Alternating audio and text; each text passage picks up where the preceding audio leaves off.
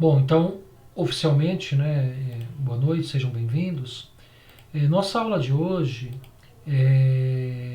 nós começamos na aula passada a tratar deste assunto, conforme vocês estão vendo na tela aí do Moodle, nós começamos a tratar desse assunto que é a introdução e classificação dos aços de ferro fundido, né?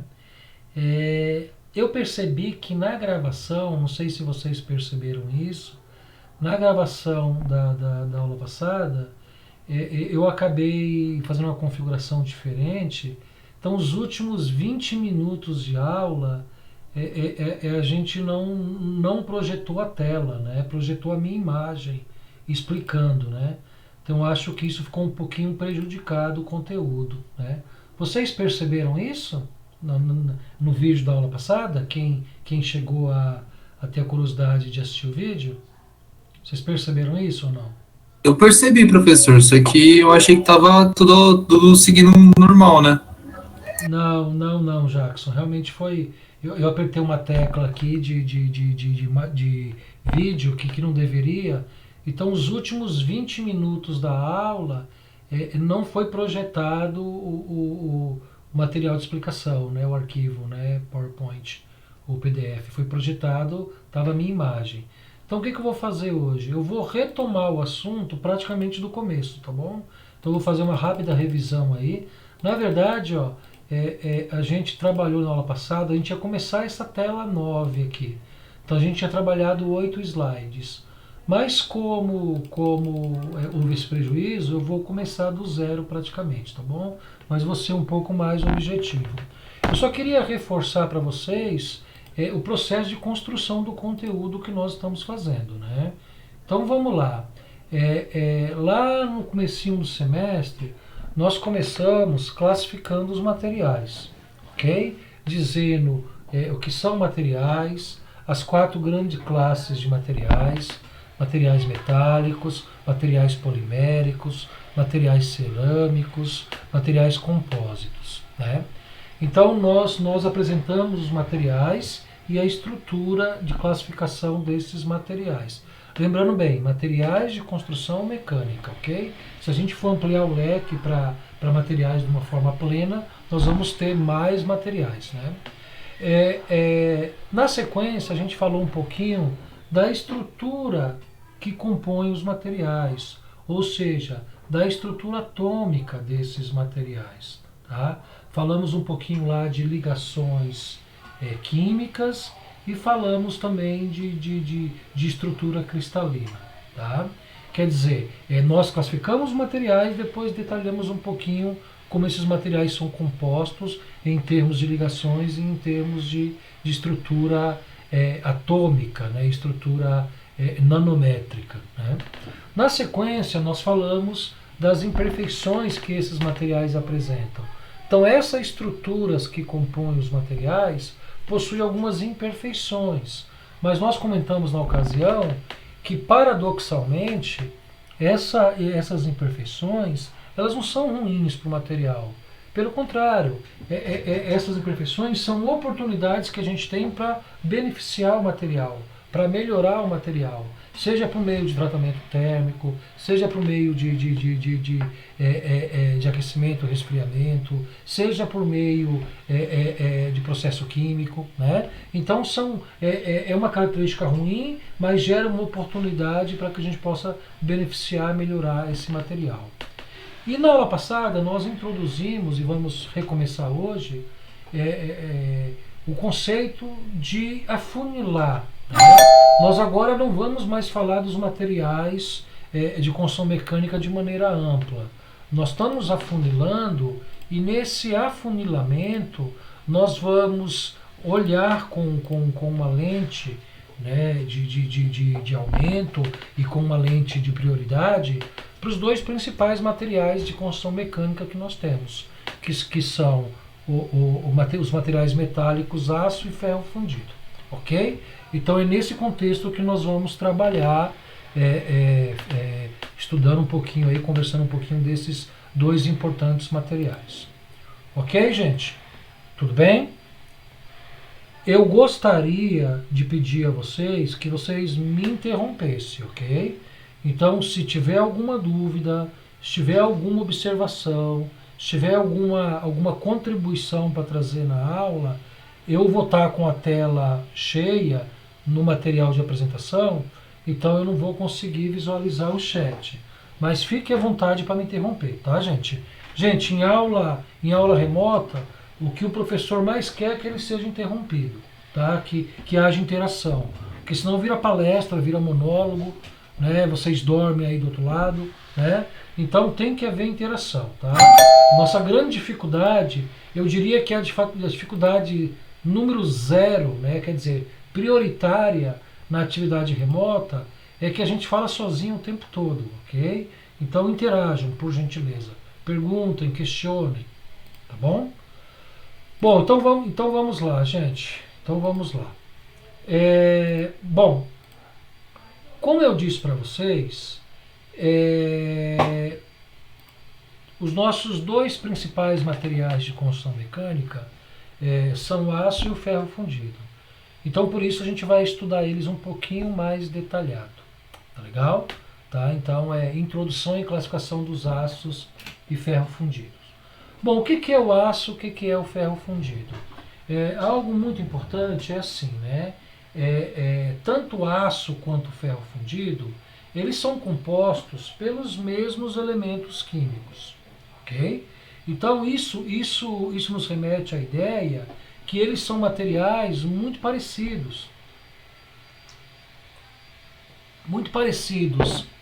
sob o ponto de vista de propriedades mecânicas, térmicas, eletromagnéticas, né? Então eles são muito parecidos. A diferença está justamente no percentual de carbono, ok? Vou comentar sobre isso já já. Professor, mas se os ferros fundidos e os aços são elementos muito parecidos, pois eles têm os mesmos elementos químicos, quais são esses elementos químicos? Comentei na aula passada, mas eu repito. Ferro, carbono, silício, manganês, enxofre e fósforo, né? Então uma das diferenças desses dois importantes materiais de construção mecânica está mostrado aí, né? Ó, a presença do elemento carbono, tá vendo? Ó? Então esse elemento carbono, que ele é uma espécie de elemento intersticial, né? Porque ele entra aí no interstício das moléculas de ferro, né? Ele é o principal elemento da liga e que a variação dele determina até o tipo de material que nós estamos trabalhando. Tão importante que ele é. Né? Bom, então qual a diferença de percentual de carbono na liga de aço e no ferro fundido? No aço, o percentual de carbono pode se apresentar de 0,008 milésimos até 2,14% de carbono, ok? E no ferro fundido, esse percentual pode acontecer de 2,14 a 6,7% de carbono. Então a diferença entre o aço e o ferro fundido está fundamentalmente no percentual de carbono. É claro que essa diferença de percentual de carbono desencadeia uma série de outras características próprias para cada material. Mas se a gente pudesse dizer qual que é a principal diferença entre os materiais, sem dúvida, a principal diferença é o percentual de carbono. Então essa tela aqui, ó, vocês têm alguns exemplos, né, de materiais à base de aço ou à base de ferro. Né? Vocês estão vendo a tela, gente, normalmente? Então? O senhor dá para ver. Beleza. Sim. Ó, então aqui no canto superior esquerdo, a gente tem aqui um aço, né, um material de aço, né, um treliçado de aço. Isso aqui pode ser um cabo, por exemplo, né, normalmente um cabo de aço, né, trançado assim. Aqui a gente tem os trilhos, né, os trilhos da linha férrea, né, de ferro, né, ferro fundido. Aqui a gente tem, né, ferro de construção, que é basicamente aço bem mole, né, que chama de aço de baixo teor de carbono, né. Aqui a gente tem o trilho do trem, que em muitos casos é ferro fundido também, né, um tipo especial de ferro fundido. Aqui a gente tem uma... Professor, Pois não, pode falar. só uma pergunta. Esse ferro de construção aí, quanto mais teor de carbono, mais assim, flexível ele fica? Vamos lá. Não, o contrário. Quanto maior o teor de carbono, mais duro ele é. Quanto mais duro for o material, menos flexível é. Ele é mais quebradiço, né? Então, Então quanto menos teor de carbono, mais flexível ele fica. exatamente. Porque olha só, Ah, no aço, quanto maior o teor de carbono, mais duro é o material. Quanto mais duro for o material, mais rígido ele é. Quanto maior a rigidez, menor a maleabilidade. Então, por exemplo, você não consegue dobrar, você não consegue curvar, entendeu? Que ele se rompe com facilidade. Beleza? é, não, sim, porque eu trabalho com isso aí, entendeu? Com máquina de dobra, Ah, de barra de ferro, você entendeu? E tem umas barras, isso, tem umas barras lá que são mais duras, e já aconteceu no caso da dobra, delas quebrarem, entendeu? E tem entendi. as barras da ArcelorMittal, se não me engano, da empresa, entendeu? ArcelorMittal. Que é a usina. Isso, que é a usina, que é tipo um aço assim que nem. Ele é muito fácil de trabalhar, entendeu? Ele é muito. Essa qualidade, a questão de qualidade ele é boa, entendeu? Entendi. Agora uma Do que o coisa. da CS, tem o da CSN também, que é bom também, mas não é igual ao do ArcelorMittal, entendeu? Beleza. É o Jonathan, né, que tá falando, né?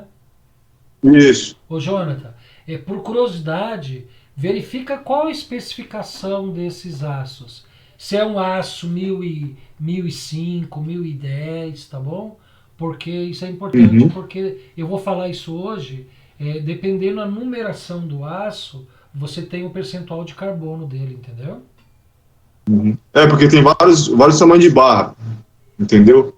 Tem Não, de milímetros até, tipo assim, de 32, entendeu? É, entendi. tipo, umas barras muito grossas. Entendi, só que é o seguinte, aí a questão do material não é dimensão do material, é composição química, entendeu? É isso que você tem que verificar, Uhum. como que é a composição química do material, tá? Fundamentalmente, qual o percentual de carbono que ele tem, beleza? Ah, sim.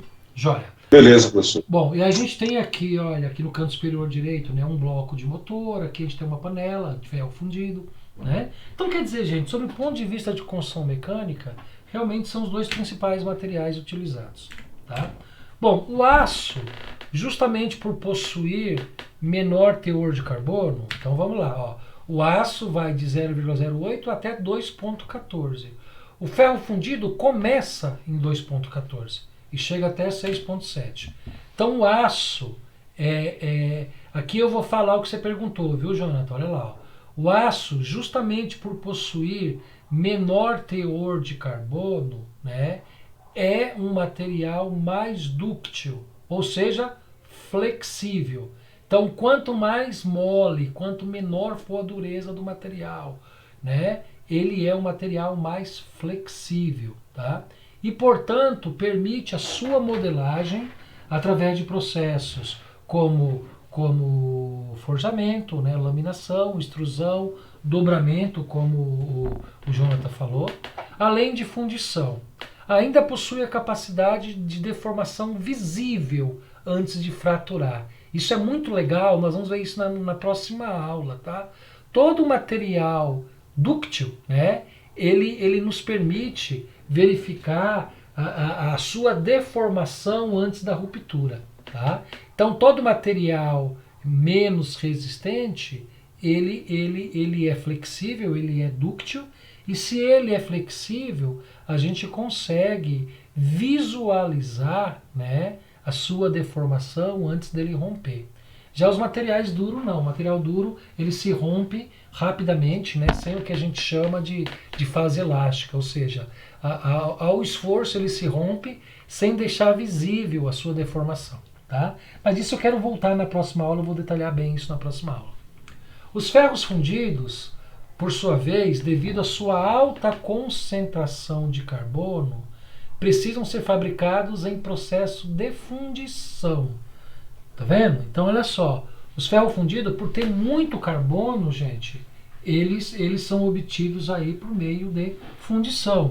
Então, alguns desses exemplos aqui que eu dei, ó, por exemplo, ó, trilho de trem, tá vendo? Tem esse formato de I, né? Isso aqui é processo de fundição, né?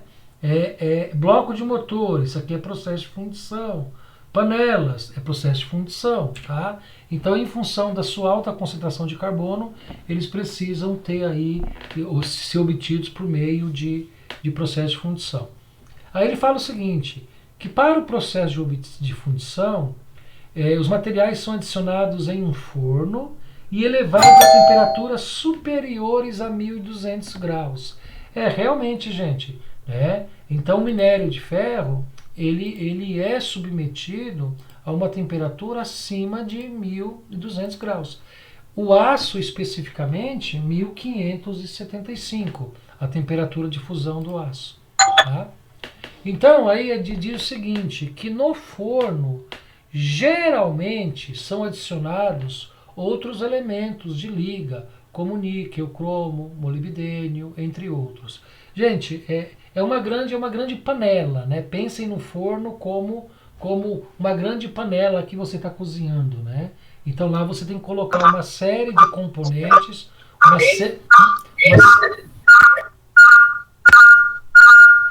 Tem alguém com o microfone aberto aí, gente. É o Jonathan. Isso. Então olha só, gente. Então pense no forno como uma grande panela, né, que o cozinheiro tem que acrescentar os ingredientes, né? E nesse forno pode ir aí elementos de liga, como níquel, cobre, molibdênio e tantos outros, né? Vanádio, cobalto, e por aí vai, tá bom? O teor de silício e a velocidade de resfriamento são importantes quanto à estrutura atômica. Isso é bacana, né?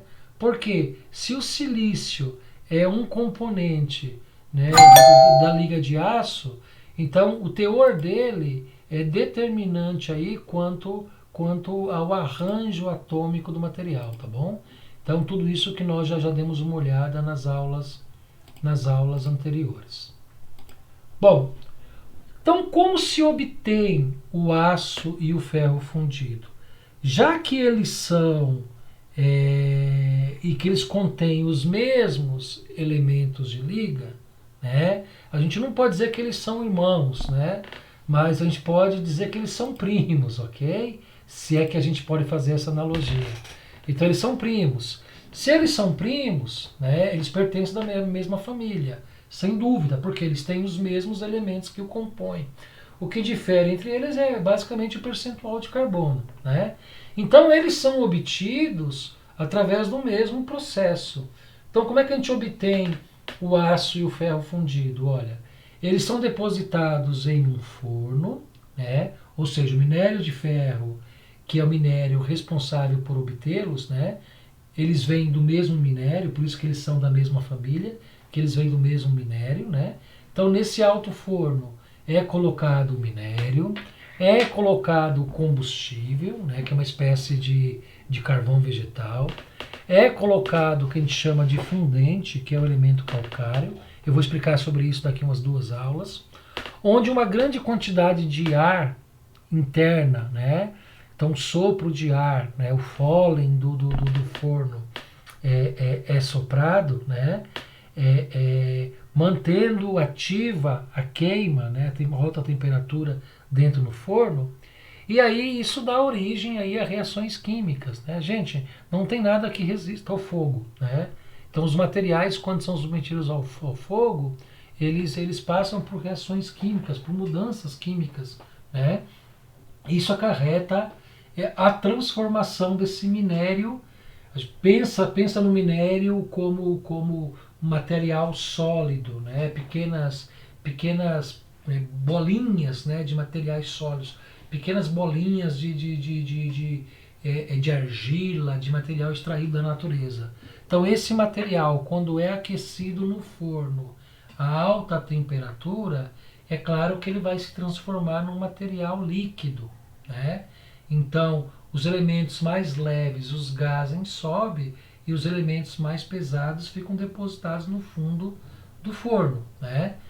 Acarretando aí o que a gente chama de geração do gusa. Então, o aço e o ferro fundido, eles têm a sua primeira fase é a mesma, né?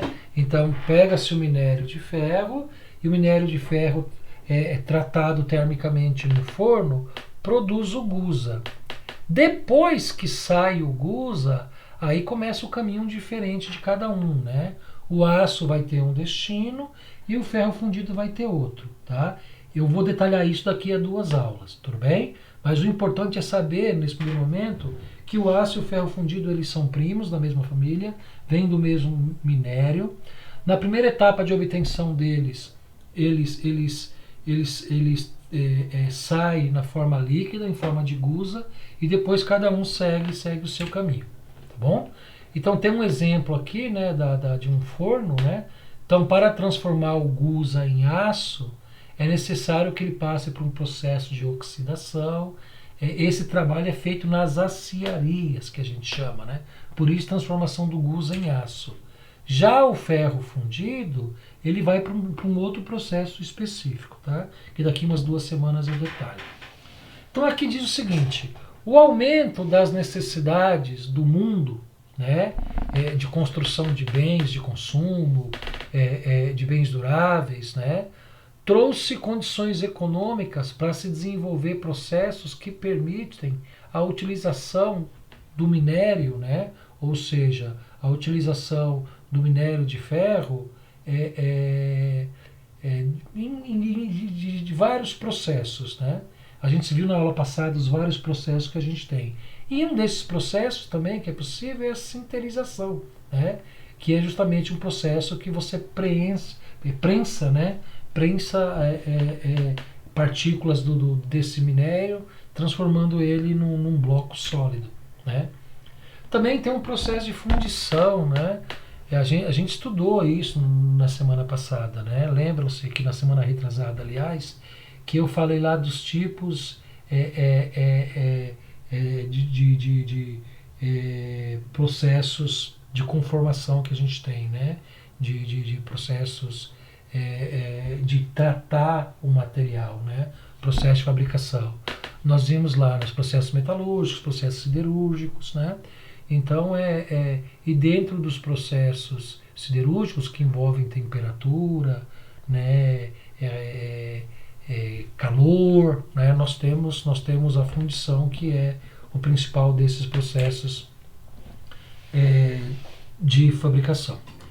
Nós paramos a aula passada nessa tela aqui, e eu disse para vocês na aula passada que essa tela era muito importante, a gente precisava gastar um tempo nela. Então vamos lá, vamos gastar um tempo. Vocês estão vendo bem essa tela, gente? Estão vendo? Conseguem ver? Sim, professor, aqui no meio, liga ao lado. Beleza. Bom, então, essa tela ela traz a estrutura desses 2 importantes materiais, aços e ferros fundidos. O aço está em destaque, né? Os materiais aços estão em destaque, né? Então eu vou começar, como ele está em destaque, eu vou partir aqui toda a abordagem, claro, a partir dele, né? Eu preciso dizer o seguinte, né? O que são as ligas metálicas? Ligas metálicas são todos os materiais, né? Ou misturas que têm 2 ou mais elementos, sendo que pelo menos um deles tem que ser metal. Então, para a gente configurar uma liga metálica, tem que ser a mistura de 2 ou mais elementos, onde pelo menos um deles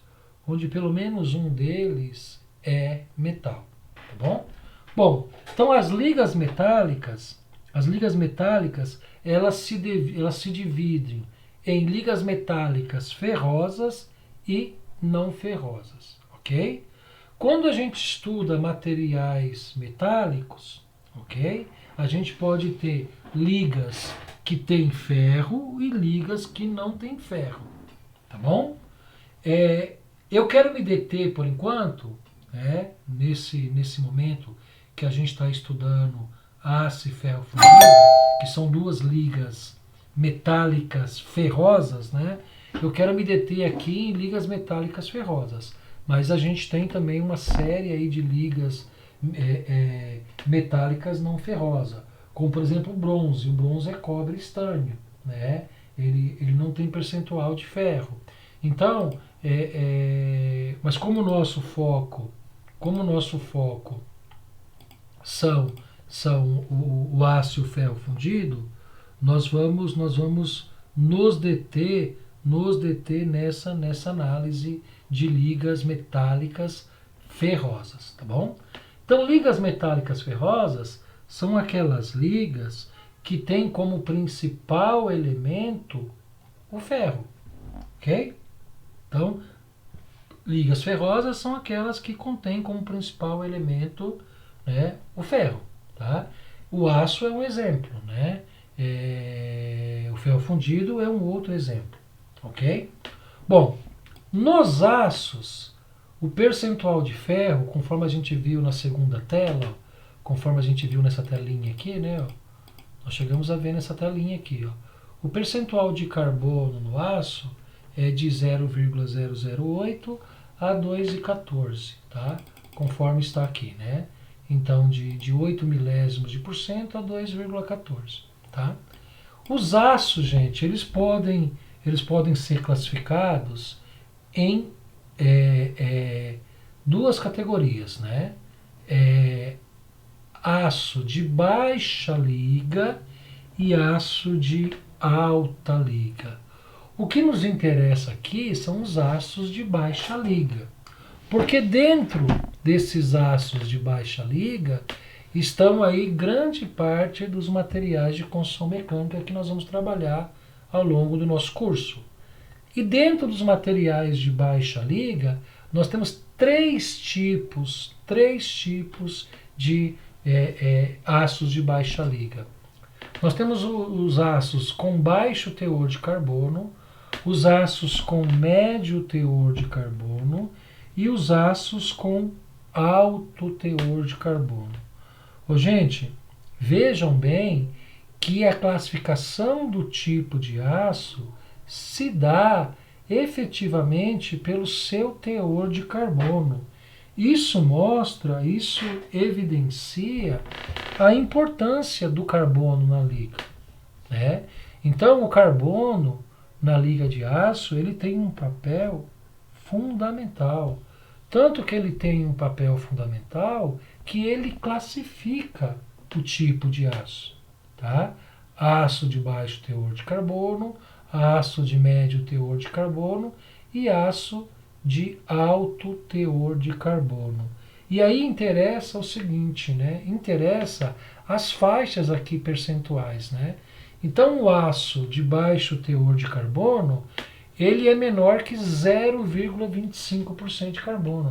Gente, vejam, não é 25%, é 0,25%, não chega nem a 1%, tá?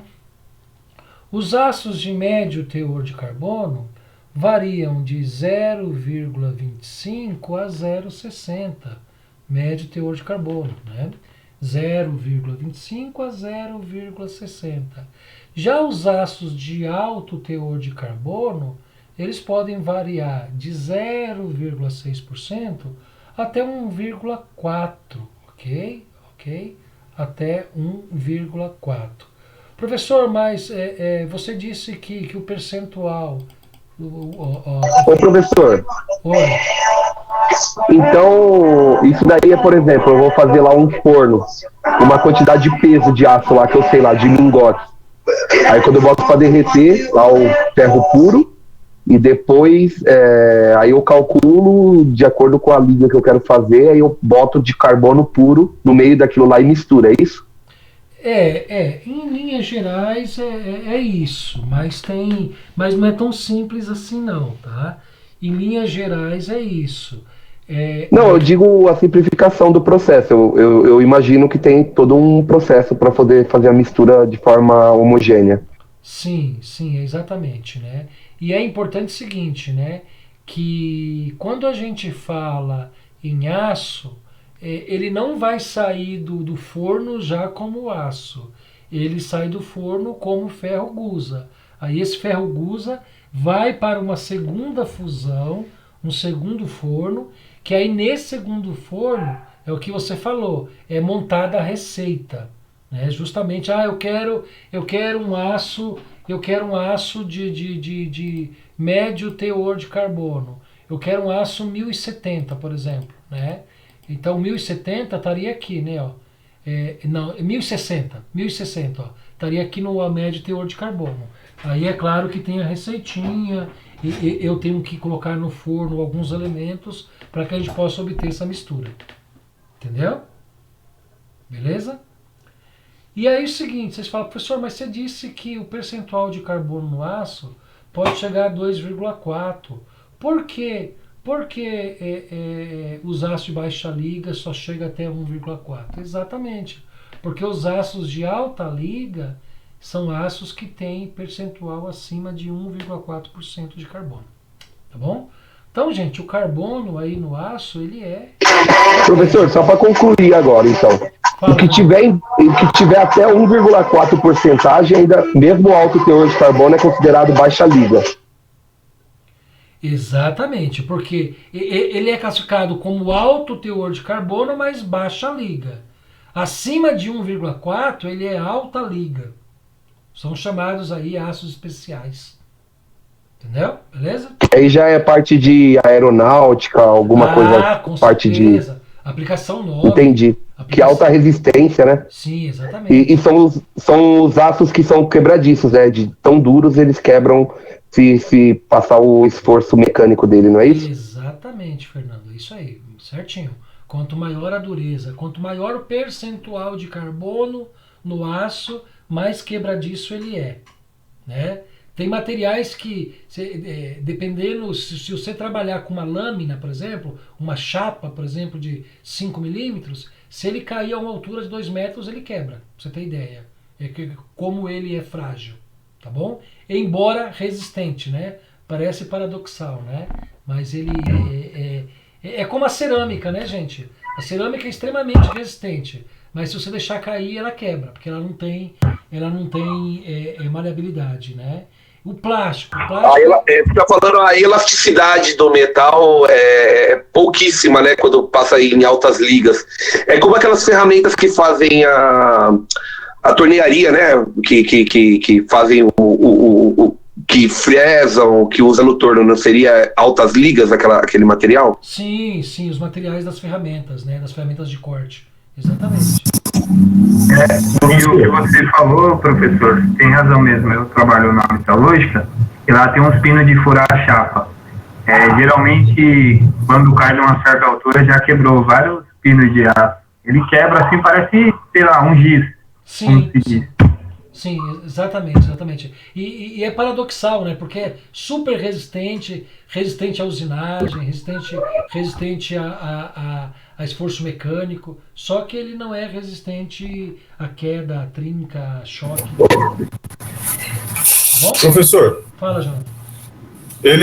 O aço, ele sendo assim usado, depois dele está sendo usado, no caso da construção civil, prédio, essas coisas assim, ele tem um tempo determinado que ele possa, assim, tipo, de vida útil, ou ele não tem esse tempo e, tipo, construções antigas, entendeu? Que se o aço fica exposto, o ferro fica exposto, ele acaba deteriorando com o tempo.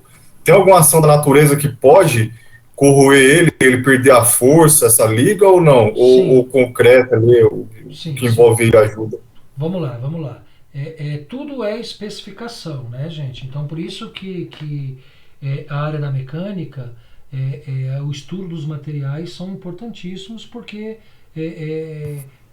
tudo que se constrói em termos de construção mecânica é com materiais. E a especificação desse material é de fundamental importância. Então, de acordo com a aplicação, você tem que especificar. Então, por exemplo, se nós vamos construir um equipamento, uma ponte rolante, por exemplo, né? E essa ponte rolante, a coluna dela, né, ou a viga principal dela, vai ficar dentro da fábrica, né? E por outro lado nós vamos construir uma passarela para atravessar uma rodovia, por exemplo, né? E Então tem no Corinthians de Itaquera ali, que atravessa por Itaquera, ele é toda de ferro, aquela passarela lá. Isso eu não gosto muito desse nome Corinthians, mas tudo bem, vamos lá, né? Vamos lá. Bom, aí é o seguinte, uma passarela que a estrutura é metálica. Olha a diferença. A gente tem uma coluna de uma ponte rolante que está no ambiente interno e temos uma estrutura metálica que está no ambiente externo. É isso? Então é claro que a ação do tempo, a ação da natureza, chuva, sol, umidade, vento, né? Tudo isso afeta a estrutura desse material, né? Afeta a estrutura do material. Então, sem dúvida que a natureza, os fenômenos naturais, né? Como umidade, como alta temperatura, como chuva, vento, isso altera muito a condição do material, né? É por isso que quando nós vamos desenvolver um componente mecânico, tem que avaliar as condições que esse componente vai estar submetido, né? Então esse componente, se ele estiver submetido a algum ambiente de muita umidade, a um ambiente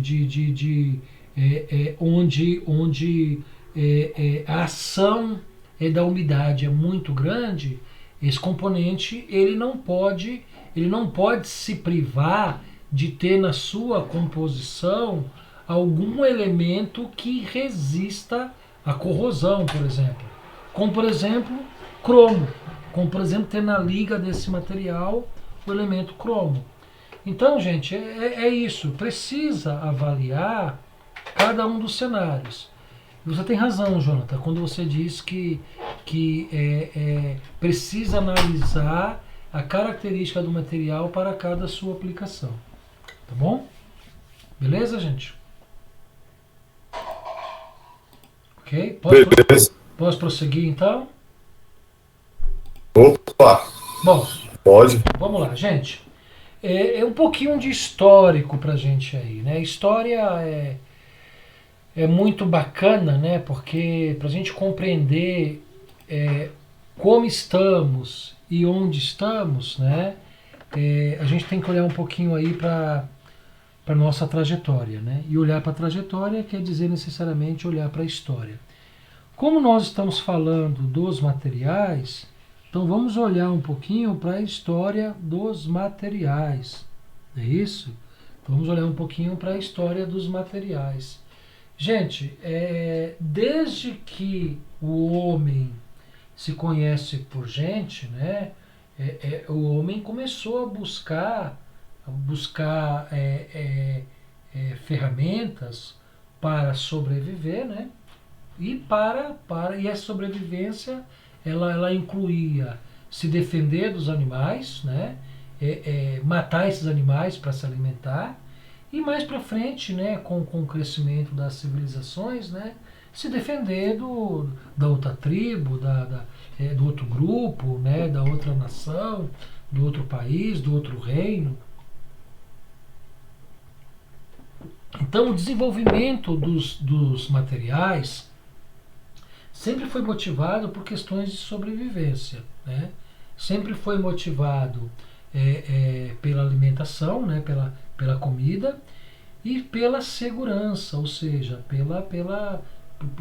por cuidar do seu canto, para não deixar que ninguém o subjugasse, o fizesse escravo, matasse, enfim, né? Então, quando a gente olha para os metais especificamente, a gente conhece que pela história, desde por volta do ano 3000 antes de Cristo, já se havia a busca incessante por descobrir materiais. E alguns desses materiais já estavam sendo descobertos, mesmo que de forma rudimentar.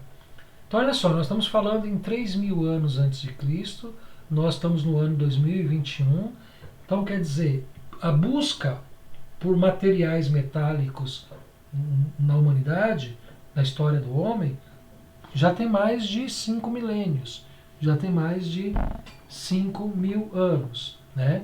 Então nesse período todo foi descoberto o cobre, foi descoberto o bronze, né? O bronze que é cobre estanho, né? E foi descoberto o ferro. O ferro, ele foi descoberto mais ou menos há 1.500 anos antes de Cristo, tá bom? Então perceba que o cobre e o bronze, eles são até mais antigos que o ferro, tá? Mas o ferro foi aí Professor, uma importante descoberta. só para uma dúvida aqui. Será que é porque na época não se tinha tanto poder de aquecimento, né? Porque o ferro precisa de uma labareda acima de 1.200, você comentou? Precisa de bastante carvão, né? Que foi na época que eles faziam uns carvão com... Eu já vi um documentário que eles assopravam como se fosse uns negócios de assoprar e conseguia fazer a temperatura mais alta e conseguiram manusear o ferro depois da idade do bronze, não seria isso? Dificuldade de manuseio do metal duro? Fernando, Por isso o bronze e o cobre era usado antes? Fernando, você tá corretíssimo, né? E vocês são jovens, vocês não lembram disso, né? Eu, como estou ficando velho, há uns 35 anos atrás, mais ou menos, a gente ouvia muito futebol pelo rádio, né? E na época tinha o melhor jogador em campo, no final do jogo ganhava um radinho de pilha, né? Na época, radinho Motorola, né? Que era dado para o melhor jogador em campo. Então, Fernando, se hoje eu pudesse dar o prêmio aí pro melhor jogador em campo, ou para, entre aspas, pro aluno destaque da aula, eu daria para você, tá? Você tá certeiro aí nas suas... Pode elogiar não, que não estraga, professor, deixa quieto. Você está certeiro nas suas colocações. Exatamente isso. Só que eu não vou entrar em detalhes, porque esse assunto da aula daqui a 2 semanas. Mas você tem razão. A dificuldade por descoberta de novos materiais, né, no mundo antigo está exatamente relacionado a isso que você falou, a dificuldade de combustão, né, a dificuldade de aquecimento, a dificuldade de se obter altas temperaturas. Você tem razão. Então isso brecou, isso freou um pouco o surgimento de mais materiais na época, tá? Então, com certeza aí a dificuldade de se obter altas temperaturas era um grande impeditivo aí para que houvesse avanço aí na descoberta de materiais, beleza? Mas daqui umas 2 aulas eu vou entrar nisso com mais detalhes, tá? Olha esse quadro aqui, gente, olha que bacana. A história dos metais, isso aqui é muito legal, muito legal. Olha só. Aí ele fala aqui, ó, que cerca de 5.000 anos antes de Cristo foi descoberto o cobre, depois o chumbo. Olha o ferro aqui, ó, mais ou menos 1.300, 1.400 anos antes de Cristo, né? Um pouquinho antes de Cristo, o mercúrio, a prata, né? Olha o ouro foi praticamente um dos primeiros metais a ser descobertos, né? É claro que ninguém sabia, não tinha nem esse nome ouro, né? Esse nome veio depois, né? Mas foi praticamente o primeiro metal a ser descoberto. Por quê? Porque o Deus é tão perfeito que quando fez o mundo, já fez o mundo cheio de minérios, né? Cheio de minérios. Então por isso que o ouro aí foi um dos primeiros metais aí encontrados e descobertos pelo homem, né? Depois a prata, o estanho, né? E aí, gente, o que me chama a atenção aqui é essa nota aqui, ó. Desde 6.000 anos antes de Cristo até o ano 1.500, 1.700, decorreram aí praticamente 7.700 anos, quase 8.000 anos, e o homem só descobriu 12 metais, só entre aspas, né? E aí entra a pergunta do Fernando, a colocação do Fernando, né? Então olha só, até o ano de 1.500 aproximadamente, né? A gente só tinha 1.500, 1.600, né? Conforme diz aqui, a gente tinha cerca de 24 metais só, né? Hoje, né, nós temos centenas de materiais metálicos, centenas, né? E é claro que esse aumento absurdo está totalmente relacionado àquilo que o Fernando falou, a capacidade de aquecimento, capacidade de produzir altas temperaturas. Bom, idade dos metais, né? Gente, é tão interessante, os metais, os materiais, eles são tão importantes que eles compõem uma parte da história. Ou melhor, a história, ela é dividida, a gente pode dividir a história olhando para os metais descobertos na época. Então vejam a importância dos metais, né, na vida, na história do homem. Então os materiais metálicos não são só importantes na mecânica, são importantes na história da humanidade, né?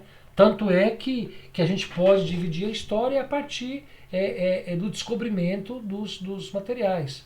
Então, por exemplo, idade dos metais, né? Idade dos metais, lá antes de Cristo, né? Então, se usava para construir armas, basicamente, armas para se defender dos bichos, dos animais, para matar os animais, para cozer, né, para comer, e também para defender o seu povo, defender a sua tribo, a sua gente, né? Então vocês estão vendo aqui, ó, fornos de barro, onde eles aqueciam, né, e depositavam lá o minério quente, né? Quer dizer, eles já conheciam fundição na época, tá? Mas é claro que as temperaturas eram muito mais baixas do que a gente tem hoje, porque a gente não tinha a famosa combustão na época, tá bom? Isso aqui é legal, gente. Isso aqui é bem bacana, né? A mineração no Brasil, poxa vida, quando a gente fala de materiais metálicos, a gente fala diretamente de mineração, a gente fala diretamente de minérios, né? Então tem um pouquinho de história aí, né? Vocês sabem que o Brasil, claro, é um país rico em minérios, né? Na verdade, nós somos uma terra abençoada, né? Nós temos aí muitos minérios encontrados em nosso solo. Nós temos uma biodiversidade fantástica, né? Nós temos aí a Amazônia. Professor, antes da biodiversidade falhou aqui para mim, eu não ouvi, não sei se foi na internet, eu vou... Não, falou não, foi que eu parei para tomar água. Não, tá ótimo. Eu pensei que tinha caído, que na internet cai direto, aí eu perdi o conteúdo, é fogo. Não, fica tranquilo. Então, gente, na verdade, se a gente olhar o Brasil, né, na época do descobrimento, né, nós tínhamos aqui riquezas no nosso solo, metais inigualáveis, né? Então, e nessa época, né, século XVI, século XVII, começaram a surgir aí as primeiras fundições no Brasil, né? Fundição para fundir esses minérios, né? Então tem aqui no canto superior esquerdo aqui, fundição de Iguape, é uma das primeiras que a gente tem conhecimento, né? Iguape é uma cidade aqui em São Paulo, a gente chama de região do Vale do Ribeira, né? Ali perto, antes de Registro, né? Da cidade de Registro. Então, de São Paulo capital dá umas 2 horinhas para Iguape, 2 horas. Umas 2 horinhas, 2 horas e 15, 2 horas e meia para Iguape, né? A gente tem aqui a Casa da Fundição, em Taubaté é ali no Vale do Paraíba, né? Guarulhos, pela Dutra, Guarulhos, Jacareí, São José dos Campos, né? Caçapava, Taubaté, né? Então, de São Paulo para Taubaté, São Paulo, vamos falar de Itaquá, né? De Itaquá para Taubaté dá uns 110 quilômetros, 100 quilômetros por aí, né? acho que um pouquinho mais, 120 talvez, né? Eu fiz mestrado em Taubaté, então conheço bem a cidade de Taubaté. Mas eu não conheço essa casa de fundição, nem onde foi, né? Porque isso hoje tudo é tombado pelo patrimônio histórico, é museu, né? Que o pessoal visita, enfim, né?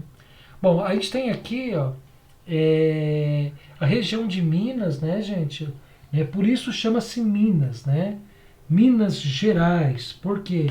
Porque naquela parte do território brasileiro o solo era muito rico em minérios, né?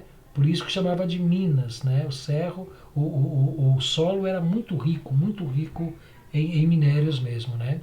Então tem ali uma imagem que é antiga intendência e casa de fundição, Museu do Ouro, na cidade de Sabará, Minas Gerais, né?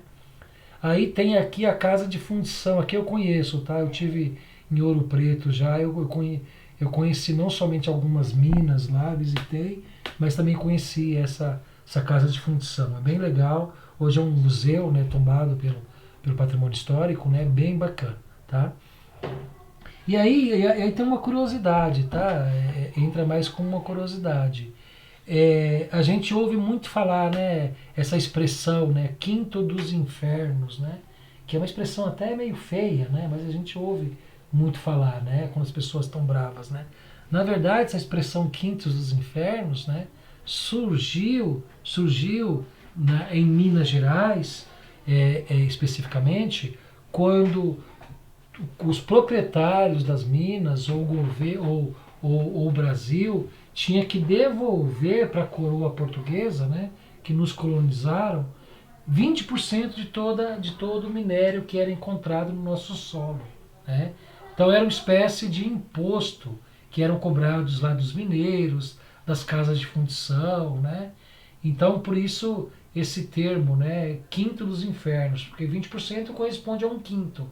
E na época os donos de minas, né, os próprios gestores, os próprios autoridades do local, né, do Brasil colônia, reclamavam muito, né, que tinha que mandar esses 20% para a coroa portuguesa. Então por isso esse termo quinto dos infernos, né, porque realmente afligia o país, afligia quem trabalhava com minério na época, tá bom? Então apenas uma curiosidade. Bom, gente, a aplicação dos aços e ferros fundidos na indústria automotiva é muito amplo, né, gente? A gente aplica isso em vários componentes, né? Desde carroceria até motor, elementos de transmissão, né, suspensão. Então, na indústria automotiva, essas ligas metálicas aço e ferro fundido são largamente empregados, tá bom? Então tem um exemplo aqui de transmissão, né, na indústria automotiva, né, na verdade se a gente for analisar, né, ainda hoje grande parte do automóvel é construído por material metálico, né, com destaque para o aço e ferro fundido, tá bom? Tem outros materiais também, mas com destaque para o aço e o ferro fundido, né? Bom, aqui, gente, olha, ele dá algumas aplicações, né? Então, os aços e ferro fundido, além de ser utilizado na indústria automotiva, né, pode ser também utilizado em construção naval, né? Você sabe o que é isso aqui, gente? Essa imagem no canto superior direito aqui, onde estou passando o mouse aqui.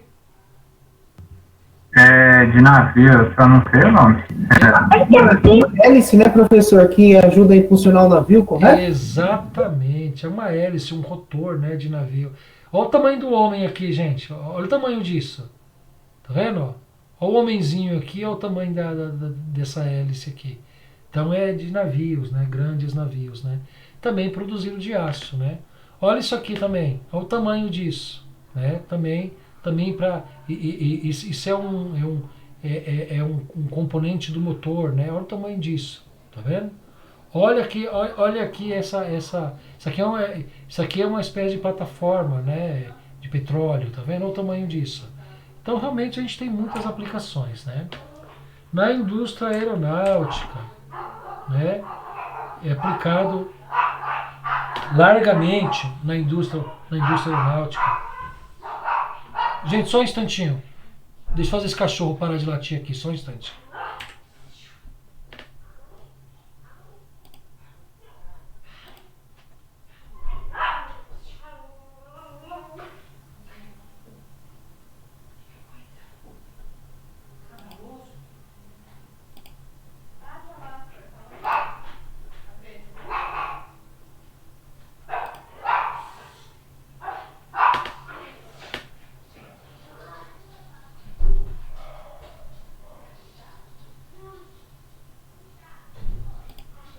Oba, gente, vamos lá. Vocês estão me ouvindo? Professor, Oi. aquela peça que tinha mostrado nos navios seria o pistão, né? Aquela peça grandona. É um componente do motor, é um pistão. Eu não quis entrar em detalhe, mas é um pistão sim. É isso aqui, né? Ó. É um pistão de navio. Enorme. Não, gigante, olha a proporção disso. Não, Sim. Navio, cara, é tudo dimensões gigantescas, né? Sim. Esses navios aí de cruzeiro, eu ainda não tive a oportunidade de fazer uma viagem em cruzeiro, mas um dos meus sonhos é fazer isso. Cara, o navio parece uma cidade dentro, né? Você fica 3, 4 dias dentro do navio e não conhece o navio, né? Não conhece tudo, né? Então, realmente, tudo é dimensões gigantescas. Tudo. Entendi. Então, aplicações aeronáuticas, né? Então, a gente tem aqui a carcaça aqui da turbina, né? Então, realmente, é algo muito gigante, né? Indústria ou construção ferroviária, né? Então, os vagões, né? Boa parte da estrutura também do trem, né? Do vagão é utilizado material aço e ferro fundido, né? E aí, gente, nós temos uma aplicação que mais nos interessa, que é uma aplicação mais próxima aí da nossa realidade, né? Que em processo de fabricação, fabricar é transformar matérias-primas em produtos acabados, por uma variedade de processos. Então, o que é um processo de fabricação? A gente falou disso na aula passada. Então, um processo de fabricação é a gente pegar a matéria-prima no seu estado bruto, ok? Pegar a matéria-prima no seu estado bruto e transformar essa matéria-prima em produto acabado, ok? Transformar em produto acabado. Passando, claro, por uma variedade de processos. Ou seja, a gente comentou isso na última aula, né? Eu posso, a partir desse material, a partir dessa matéria-prima, eu posso submeter a processos siderúrgicos, a processo de fabricação mecânico, né? Processo de fabricação mecânico, eu posso, como está aqui nessa figura de baixo, tá vendo? Isso aqui é um processo de fabricação mecânico. Eu tenho aqui um rolo, né, uma bobina de chapa, tá vendo? Essa bobina de chapa, ela passa por uma prensa, por um estampo, uma prensa, e sai a peça pronta aqui, a peça estampada. Então esse é um processo, um processo de construção mecânica, né? Onde a gente utilizou aqui o processo de estampagem. Tá? Esses dois primeiros não é processo de fabricação mecânica, é um processo de fabricação siderúrgico, tá vendo? Porque envolve fogo, né? Envolve alta temperatura. Então a gente tem aqui os lingotes, ok? Eles são derretidos e são fundidos, né? A gente tem aqui os lingotes, eles são derretidos, fundidos, conformados, depois usinados, para terem a forma desejada, né? Então, gente, fabricar é justamente isso, é transformar essas matérias-primas em aplicações, em produtos acabados. Ok? Professor, bom, pode falar. Só uma curiosidade que eu não parei ainda para analisar. Hoje em dia, nos carros elétricos, como os carros hoje a gasolina, né, a produto fóssil, é utilizado muito material de ferro dentro do motor do carro, E no caso dos carros elétricos hoje, eles são utilizados mais materiais biopolímeros, mais plástico, ou ainda eles continuam utilizando ferro? Então, você respondeu, é a primeira coisa que você falou, né?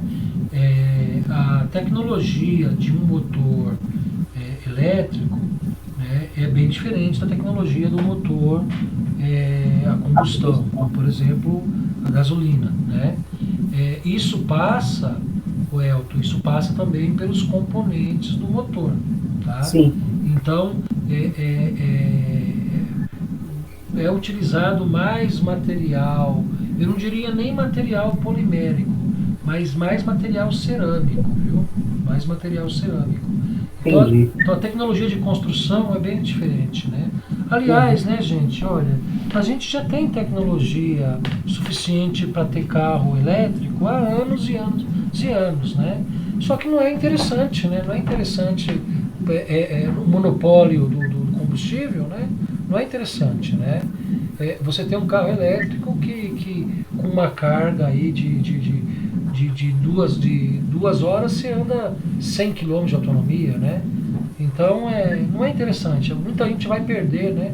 Muita gente vai perder. Então a gente já tem tecnologia suficiente para carro elétrico, mas não é interessante porque a roda da economia tem que girar, né? E alguém tem que pagar a conta, não é isso? Então a gente vê carros elétricos hoje, né? Que você um carro elétrico hoje que se você importar um carrinho simplesinho não custa menos de 100 mil reais.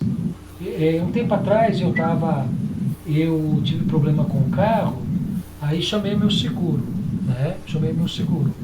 E aí o cara veio me socorrer com um carrinho elétrico, né? Um carrinho elétrico.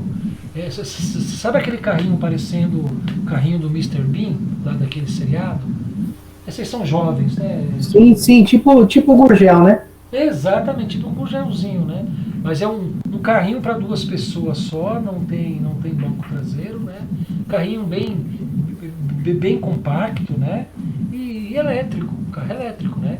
Com autonomia, na época até eu perguntei pro rapaz, ele me falou que tinha uns 100 km, dava uns 100 km de autonomia, né? Com uma carga de 2 horas, só que não era todo lugar que era possível ter carga. Acho que em São Paulo, na época, só tinha 3 ou 4 postos que tinha esse banco de baterias para carga, entendeu?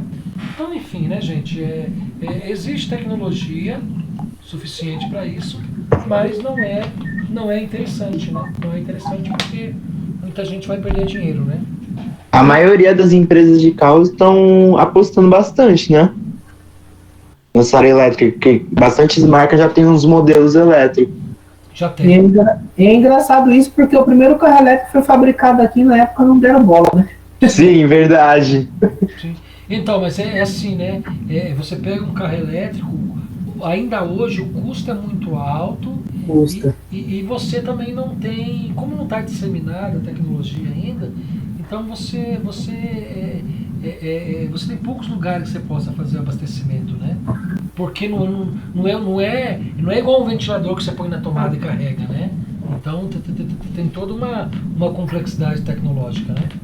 Mas tipo assim, professor, se fizesse tipo, muitas casas hoje em dia usam aquele, capta energia solar, não dava para fazer um carro, até que nem o senhor falou, né? O combustível já era, se fizer isso, acabou tudo. Dá para fazer sim, Wellington. Tem tecnologia para tudo, entendeu? E é claro que sempre, no começo da implementação, o custo é muito alto. Depois, a tendência com o passar dos anos, que o custo seja diluído. Por exemplo, você citou algo interessante, né? A geração de energia fotovoltaica, né? Inclusive, até um comentário, no nosso campus, nós temos lá, nós recebemos recentemente um banco de placas fotovoltaicas, né? Vocês têm aula com o professor Iberê, não tem? Temos. Então, o professor Iberê, ele é especialista nessa área. Ele tem uma empresa nessa área, né? Então, converse oportunamente com ele. Ele tem mais autoridade para falar desse assunto do que eu, né? Mas, por exemplo, há anos atrás, há uns 10 anos atrás, até menos, até uns 5 anos atrás, era impensável você considerar instalar um sistema fotovoltaico na sua residência. Por quê? O retorno do investimento ia se dar em 30, 40 anos. Então era inviável. Você morria antes de recuperar o dinheiro que você investiu. Hoje, eu não sei como é que está. O professor Iberê pode dizer com mais precisão. Mas eu acredito que o ROI, né, que o retorno do investimento, hoje deve estar em 5 anos, no máximo. Eu acho que é isso mesmo, professor. Tanto é que eu assisti uma reportagem outro dia que eles estão querendo cobrar, vamos dizer assim, resumindo, como se fosse um imposto sobre o sol, da qual utilizam a placa fotovoltaica. Eu achei isso um absurdo. Ah, tá. Não, existe legislação para isso. Até, inclusive, o governo federal, recentemente, ele zerou o imposto dessas placas, entendeu? Para incentivar a instalação, por conta da crise hídrica, né? Por conta dessa bandeira vermelha que a gente ainda tá, né? Que encarece muito a conta de luz, né? Então é isso, gente. Sempre que a tecnologia ela é implementada, no primeiro momento, o custo é alto. Depois que ela é disseminada, o custo fica mais palatável, fica mais acessível. Tá bom? Vou prosseguir, tá? Bom, gente, os materiais, de uma forma geral, eles são aplicados, eles são utilizados para suportar esforços, ou seja, para suportarem solicitações, tá? Então esses esforços, eles podem ocorrer, podem ser esforços de tração, de compressão, de flexão, de torção, de cisalhamento. E esses materiais, eles precisam ser especificados para poder suportar esses esforços, ok? Eu não vou entrar em detalhes, não vou detalhar cada um desses esforços. Acho que na próxima aula eu falo um pouquinho mais sobre isso, tá bom? Mas os materiais, basicamente, eles são projetados, né? ou eles são utilizados para resistir a esforços, ok? Aliás, a resistência a algum tipo de esforço é uma das principais variáveis no processo de especificação de um material, tá bom? Bom, e essas peças, esses materiais, eles podem ser fundidos, podem ser forjados, né? Fundição e forjamento aí é um processo de fabricação que a gente chama de siderúrgico, né? Porque passa por temperatura. Pode ser extrusar, eu não gosto dessa palavra, tá? Eu não sei se está certo essa palavra extrusada. Eu acho que é extrudada, né? Mas enfim, pode ser extrudado, pode ser trefilado. Trefilado é processo de transformação em fios, né? Fios e cabos passam por esse processo de trefilação. Pode ser sinterizados, aquilo que eu falei lá no comecinho da aula para vocês, né? Que é a obtenção de material a partir da aplicação de forças, né? De tal forma que prensa essas partículas e obtém material sólido. Podem ser laminados, transformação em chapas, ok? Aqui tem alguns exemplos, né? Principalmente na indústria automotiva, né? Aços do eixo cardan, aqui a partezinha do eixo cardan, né? Ferro fundido, tambor de freio, né? Aplicação. O material metálico aqui, alumínio, cabeçote do motor. Uma parte de magnésio aqui no bloco do motor. Uma cantoneirazinha de zinco, né? E uma válvulazinha aqui, o corpo da válvula de cobre, né? Aqui a gente extrapolou um pouquinho, né? A gente está falando só de ferro fundido e aço, né? Mas aqui ele mostrou alumínio, mostrou magnésio, mostrou zinco, mostrou cobre, né? Então deu aí uma extrapolada, né? Gente, isso aqui é muito interessante, isso aqui, tá? Essa tela, tá? Professor, só para esclarecer aqui para mim não fugir do meu conhecimento que eu já tenho pré. Você coloca como magnésio no bloco do motor e liga de alumínio, mas tem outros metais mesmo. Você só colocou aí como principal componente, é isso mesmo? Isso. Não, o objetivo não é detalhar todos os materiais que tem num bloco ou num motor. Não, era só para não me atrapalhar, tipo, imaginar que é só magnésio, porque realmente não dá, né? Não, é só isso mesmo, obrigado. Não, gente, dentro do motor vai uma série de componentes, né? E consequentemente uma série de materiais, tá? Beleza. Bom, aqui, gente, aqui está mostrando uma aplicação de um material metálico, né? Que ele tem aqui um defeitozinho aqui que a gente chama de rechupe, né? Isso é tipo de material fundido, tá? Ele tem um defeitozinho aqui, ó, que a gente pode avaliar por software, né? Isso aqui chama-se elementos finitos. A gente analisa no software, é o software da região que ele está com problema e quanto que suporta de resistência a essa determinada região, tá bom? Bom, vamos lá, gente. Eu preciso terminar esse assunto hoje com vocês, tá? Agora é 9h20, espero ir até no máximo 9h40, 9h45, para a gente finalizar esse assunto. Bom, nós estamos falando de aço e ferro fundido, tá? Especificamente de ferro fundido, nós temos 3 principais tipos de ferro fundido. Algumas literaturas classificam como 4.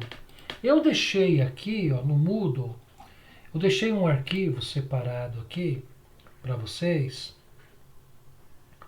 Ó, tem um arquivo aqui chamado... Deixa eu ficar com o perfil de vocês. Vou mudar o perfil para estudante. Olha só. Então tem aqui um material que é comparativo entre os ferros fundidos. Eu gostaria que vocês depois dessem uma olhada com calma.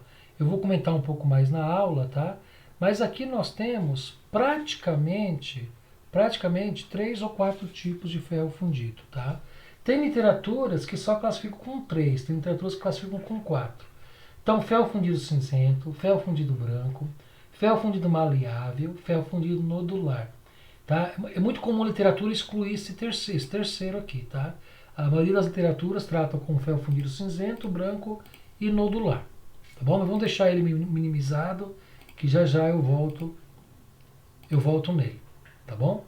Bom, então, gente, o ferro fundido, né, como nós vimos, olha, ele é um importante material metálico. E aqui, pelo arquivo que eu abri aqui, que está lá no Moodle, ele diz que nós temos de 3 a 4 tipos de ferro fundido. Eu vou trabalhar com 3 nesse primeiro momento. Ferro fundido cinzento, ferro fundido branco, ferro fundido nodular. O ferro fundido cinzento, gente, eu não sei quantos de vocês já trabalharam na indústria, né? O ferro fundido cinzento é aquele material extremamente poroso que quando você trabalha com ele solta os poros, né? Ele solta, entre aspas, um farelo, né? Que sua mão fica toda preta, ok? Então esse ferro fundido cinzento, ele tem boa usinabilidade, ou seja, ele pode ser trabalhado por ferramenta de corte, pode ser usinado.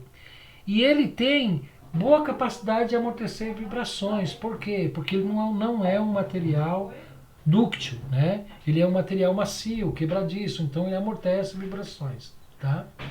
Há alguns produtos, ó, blocos e cabeçote de motor, carcaças e platôs de embreagem, discos e tambores de freios. Vocês estão vendo? Uma aplicação automotiva muito grande, né? Na indústria, pode ser utilizado em suportes, bases e barramentos de máquinas. Tá? Então tem aplicação industrial, tá? E tem também bastante aplicação na área automotiva. Tá? Muita aplicação na área automotiva. Tá? Bastante aplicação mesmo. Tá? Bom, Então, o ferro fundido cinzento, vamos dar uma olhadinha com calma nele, né? O ferro fundido cinzento, ele é produzido por fundição contínua. Apresenta o carbono, ó, o carbono, tá vendo? O principal elemento dessa liga. Propriedades mecânicas. São dependentes de estrutura final obtida, isto é, dependem de matriz metálica e da quantidade e forma da grafita, né? Então, ou seja, gente, na verdade, ele é um material extremamente quebradiço, ou seja, fácil para ser usinado, né? Fácil para ser usinado, tá? E isso acrescenta a ele possibilidade de várias aplicações, né? Então vocês viram lá que tem muita aplicação automotiva, justamente por essa propriedade de boa usinabilidade. Menor resistência mecânica, ou seja, resiste pouco, né? Porque não é um material resistente ao choque, etc, etc, né? Maior resistência mecânica, tá? Bom, o segundo tipo de ferro fundido é o nodular, tá? Deixa eu pegar novamente aqui o material lá que está no Moodle, tá vendo? Ó? Ferro fundido nodular. Esse é bem mais duro, ó. Ele tem ductilidade, tenacidade, usinabilidade, resistência mecânica à corrosão, o que o ferro fundido cinzento não apresenta, né? Pode ver que as aplicações dele, ó, mancal, virabrequim, carcaça de transmissão, quer dizer, componente rígido, né? Componente que é sujeito aí a grandes esforços, tá bom? Ok? Então, caixa satélite para automóveis, caminhões e tratores. Então, realmente é um material bem mais resistente, tá? O ferro fundido maleável, né, que seria esse aqui, né, ó, ferro fundido maleável, branco ou preto, né, alta resistência mecânica, né, e resistência ao choque e às deformações. Isso aqui é importante, ó. A gente usa muito ele em molas, né, caixa de direção, cubo de roda. Vocês estão vendo? Às vezes a gente olha no veículo e fala, é tudo ferro, né, tudo ferro fundido, né? Mas tem, para cada aplicação, né, os tipos de ferro fundido, eles têm aplicações específicas, né? Tá? Então, a propriedade desse ferro maleável, produto de transformação do ferro fundido branco. Então, quer dizer, o ferro fundido branco passa por tratamento térmico e depois, por meio do tratamento térmico, é obtido esse ferro maleável. Apresenta características de elevada resistência mecânica. Opa, por isso, né? Por isso que é utilizado em aplicações automotivas, né? E considerável ductilidade, maleabilidade e usinabilidade. Essas três propriedades eu quero falar semana que vem sobre elas, tá? São importantes propriedades mecânicas. A gente vai conversar sobre elas com mais calma semana que vem. Então, algumas aplicações a mais, né? Correntes, sapatas de freio, conexões para tubulações hidráulicas. A gente encontra muita conexão hidráulica de ferro maleável, tá? Bastante, tá? Bom, com relação aos aços, né? Com relação aos aços, nós temos basicamente dois grupos de aços. Um que a gente chama de aço ao carbono, que é aquele que pode chegar até 2,14% de carbono, né?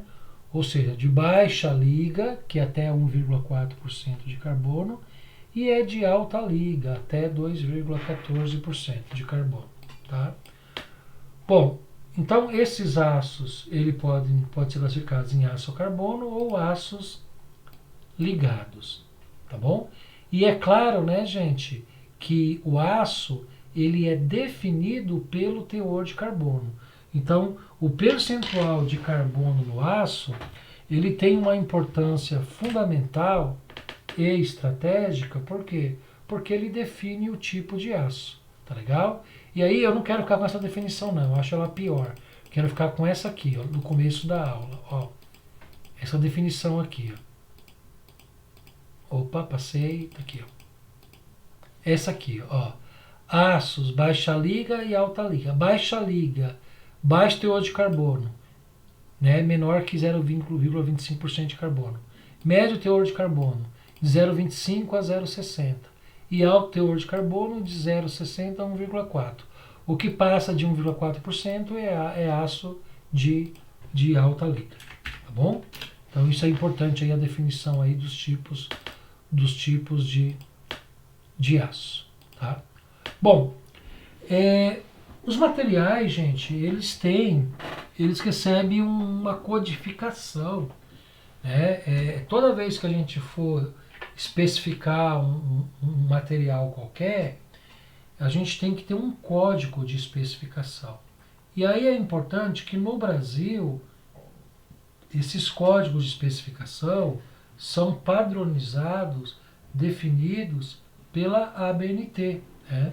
Já falamos sobre ela aqui, acho que já falamos. Né? A ABNT é a Associação Brasileira de Normas Técnicas.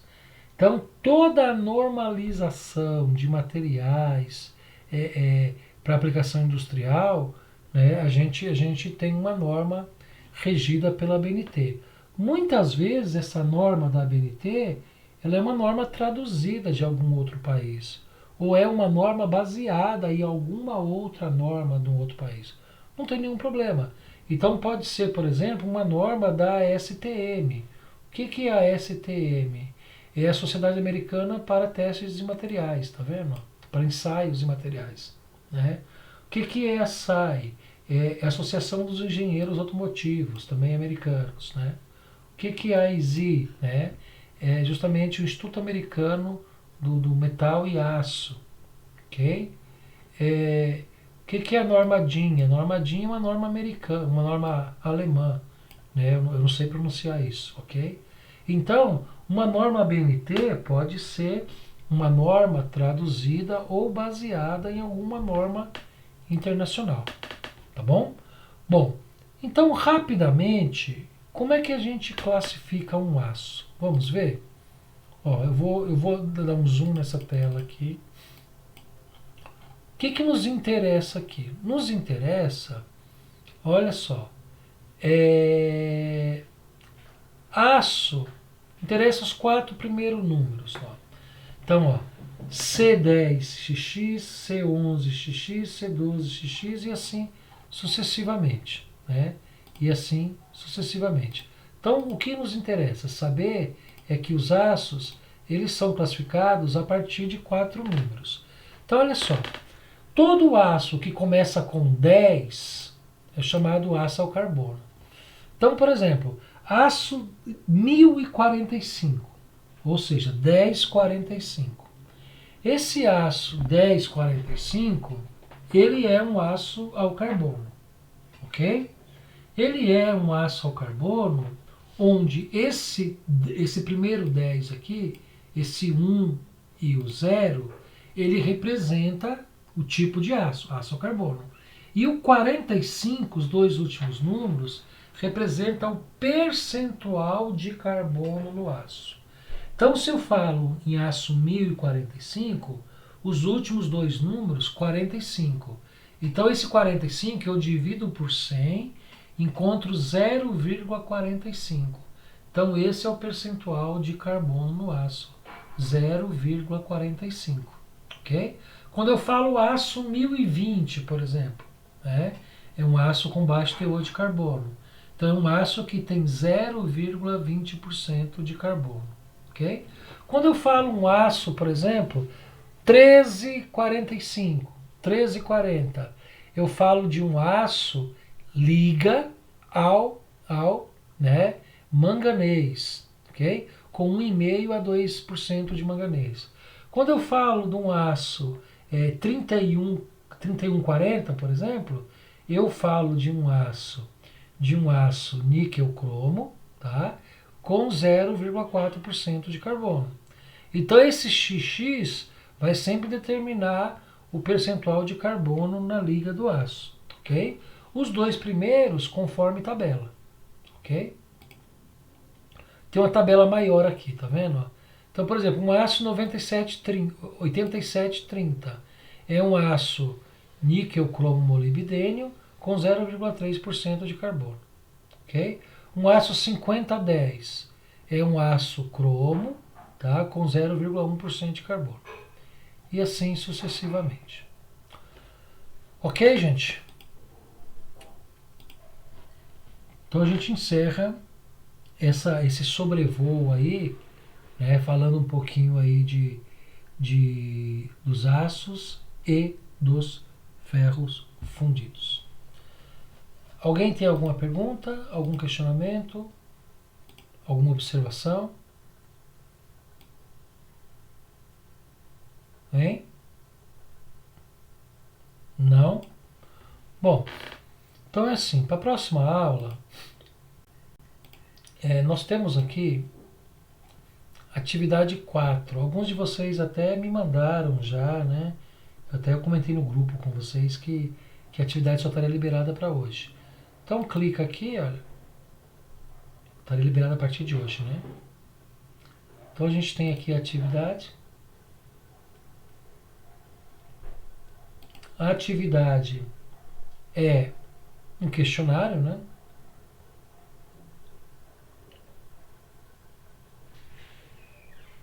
Um questionário, tudo aquilo que nós comentamos em aula, tá? São acho que 8 questões, é isso? Deixa eu confirmar. Não, são 10 questões que vocês devem fazê-la e entregar até, deixa eu ver aqui o meu perfil, como é que eu configurei. Até dia 3, sexta-feira que vem, antes do início da aula, tá bom? Porque aí no início da aula nós vamos corrigir essa atividade antes de partir para o próximo conteúdo, tá bom? Então é isso, ó. É exatamente isso. Tá, eu abri a atividade hoje a partir das 8 horas da noite, encerra sexta-feira que vem, 19h59, tá bom? Então façam a atividade, se for necessário reassistam a aula, vai ser gravada, né? Está sendo gravada. Eu vou depois, posteriormente, disponibilizar o link no próprio Moodle. Tá bom, gente?